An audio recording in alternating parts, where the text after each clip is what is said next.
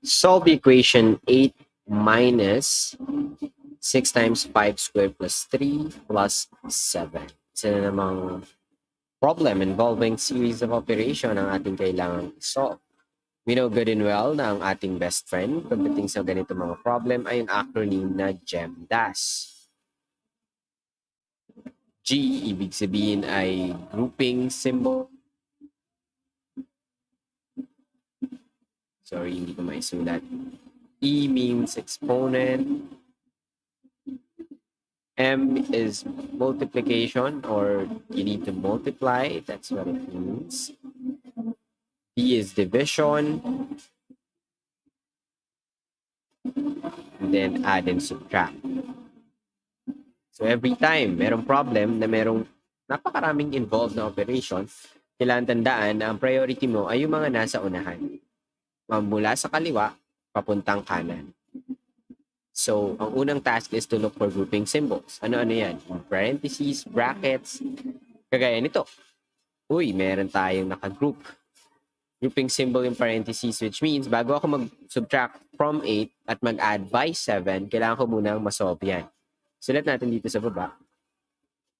We have 8 minus 6 times 5 squared plus 3, the whole thing plus 7.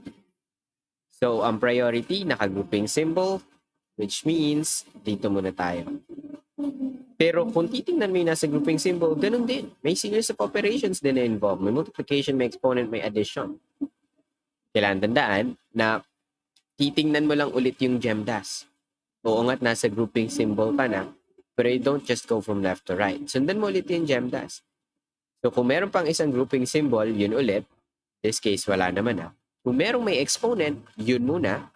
And notice, yung 5 may exponent na 2. So siya yung priority mo sa lahat na nasa loob ng grouping symbol. Which means, meron ka pa rin minus 8. 8 minus something. Nandun pa rin yung 6 times. Nandun pa rin yung plus 3. Nandun pa rin yung plus 7. Pero yung 5 squared, kailangan na i-simplify yan. 5 squared is 5 times 5.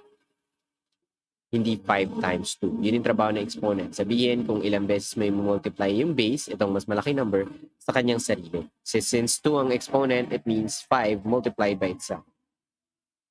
Alam na natin na yan ay magiging 25. Now, may parentheses pa rin. So, mananatili tayong nakafocus dyan. Pero ngayon, kaya ko nang i-simplify ito. Kasi multiplication and addition na lang yan. And it's easier to spot that you need to prioritize multiplication over addition. So, gagawin natin, may 8 minus pa rin.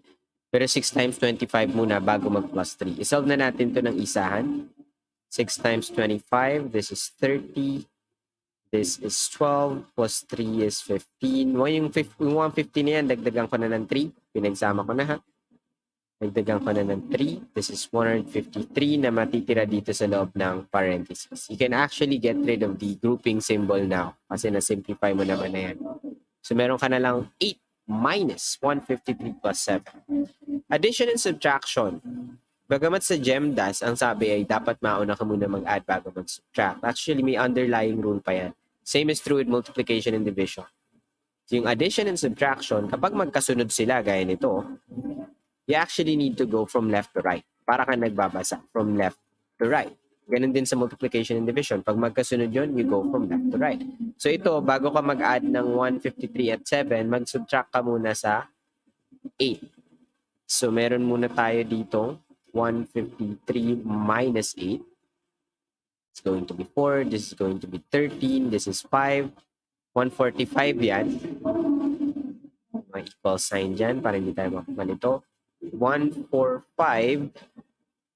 Tsaka ka mag-add ng 7. Now, this will give you 152.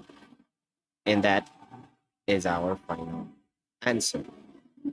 152 is nowhere to be found here.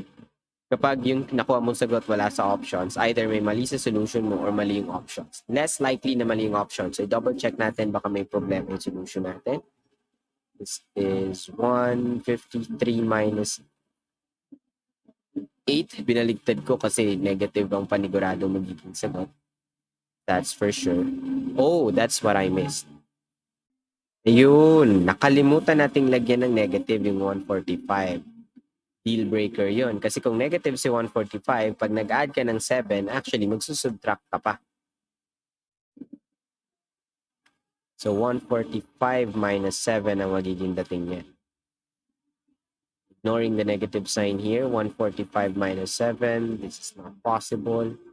This is now 15, so ito yung magiging 8. Ito ay 138, pero again, negative. So negative 138. At ayun, nakita ko na siya. So ganyan lang, tandaan ni order of operations, GEMDAS ang iyong best friend dyan. Kapag may grouping, tas yung nasa grouping ay series of operations pa rin, balik ulit sa GEMDAS rule. And then, kagaya nangyari kanina, honest enough tayong ipakita yung error natin. Kapag nangyari sa iyo, nakuha mo sagot, wala doon sa options, mas malaki ang chance na mali yung solution mo kaysa sa mali yung options. So you go back, double check mo ulit. Kagaya na nagawa ko, nakita ko rin naman yung error ko at nagawa nating maintindihan. Hopefully nakatulong itong video na ito.